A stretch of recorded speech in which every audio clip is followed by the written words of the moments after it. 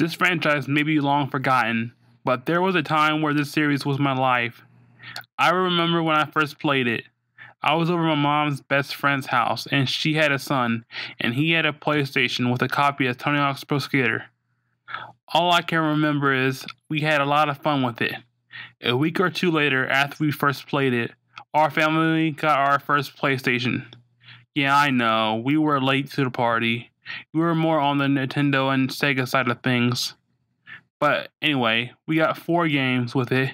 That includes Spyro 2, Ripto's Rage, Spider-Man 2000, some rocket power game, and Tony Hawk's Pro Skater 2. I remember me and my brother played the crap out of those games, especially THPS 2. This is the only thing besides Pokemon that brought me and my brother together, and hopefully I can share that with you. Stay tuned for Tony Hawk's Pro Skater 1 for the PlayStation. Neversoft, the company that created the first 9 Tony Hawk games, was founded in 1994 by Joel Jewett, Chris Ward, and Mike West. They had a couple of games before they developed Tony Hawk games, and they were Skeleton Kings, Big Guns, and Apocalypse. I never heard of any of those games before, so I can't tell you what they are like. When Neversoft struck a deal with Activision with the game Apocalypse, they wanted them to come up with a prototype for a skateboarding game. At first, they wanted it to be a downhill racing game with skateboards. The objective, like any racing game, you see who gets to the finish line first. At the end of the level, they had a skate park to pass the time while the other player catch up. Neversoft noticed that people finished the level too quickly and spent more time at that skate park. That made Neversoft rethink their whole structure of their game, and that game became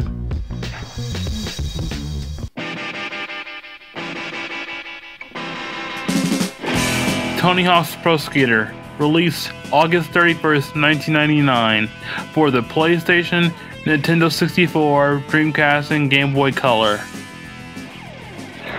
The game met with critical and financial success. It sold 9.5 million copies worldwide, which makes it the 4th best-selling sports game of all time. The controls are pretty simple. Square to do a flip trick, circle for a grab trick, triangle to grind, and X to accelerate and jump. With the D-pad or analog stick combined with those buttons, you can perform variations of those tricks. For grinds, you have to balance the best you can using the left analog stick back and forth. With the special meter full, you can perform special moves that can help you rack up points than normal moves. The main objective of the game is to complete specific goals within 2 minutes, which are usually similar in each level. It just gets harder with each level you progress through. You can earn tapes completing those goals to unlock skateboards and other junk like that. You can also unlock videos and characters as you progress. There's nothing really special in this game compared to the future games. This soundtrack is pretty awesome, by the way, and like the Sonic the Hedgehog series, no matter how good or bad the game is, the soundtrack in each game were flawless. This soundtrack may not be my favorite, but it's still pretty good. While I enjoyed this game, it's not my favorite. It just feels like the first game of the series, because maybe it is. Even so, this game has a special place in my heart for being the one that introduced me to the franchise.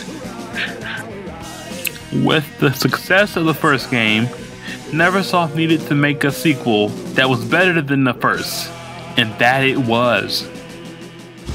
Tony Hawk's Pro Skater 2, released September 20th in the year 2000 for PlayStation, Nintendo 64, and Dreamcast.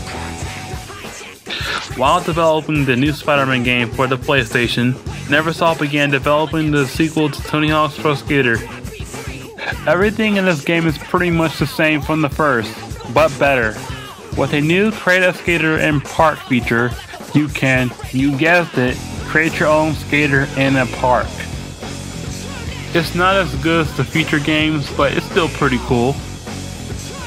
Instead of just earning money from goals to get skateboards and other stuff itself, you can find money laying around the level for extra cash.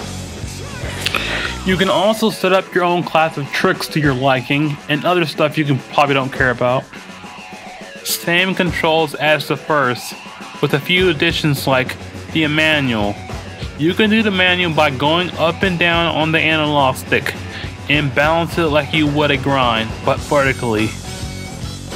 The only real thing they added to the career mode was the competition levels, which are the hardest ones in the whole franchise. Oh yeah, you can play as Spider-Man and Officer Dick. The soundtrack, just like the first, is pretty awesome, and it's my personal favorite soundtrack in the whole franchise, with Underground being a close second.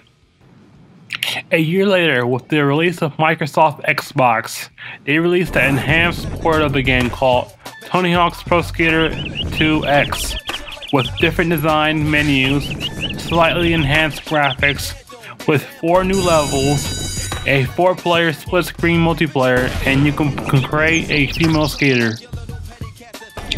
This game is my favorite of the PsOne era of Tony Hawk games. This game is ranked 2nd best game of all time on Metacritic, with The Legend of Zelda: Ocarina of Time being first.